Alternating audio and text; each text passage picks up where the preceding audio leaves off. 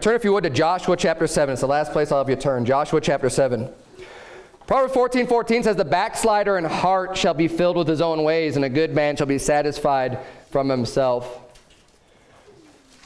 Remember, the title of the sermon was to take heed lest you fall. We want to make sure that we are taking heed to ourselves. One way to take heed is to make sure you're in church and getting the teaching. And I'll make this point too.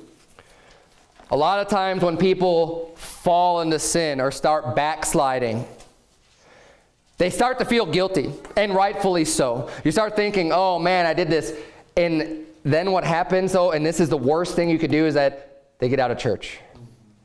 They feel guilty. They feel like, I can't, how can I show my face now? And especially if they've done maybe something pretty serious, right? Some real bad sin. How can I show my face at church?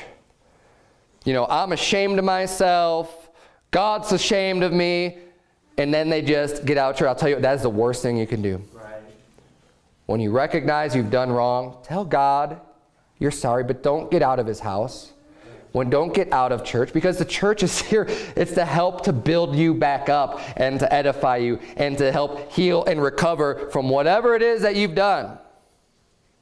Okay, whatever's wrong, the church is going to be able to help you with that. When you get out, you have that much less of a godly influence on your life. What are your odds of overcoming that then without having the support and the help that you get through church? Without receiving the teaching? I mean, you're just shutting yourself off, and you're setting yourself up for failure.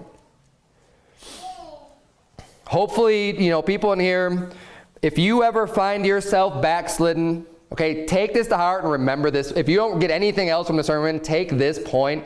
Don't get out of church. Don't give up. Stick with it.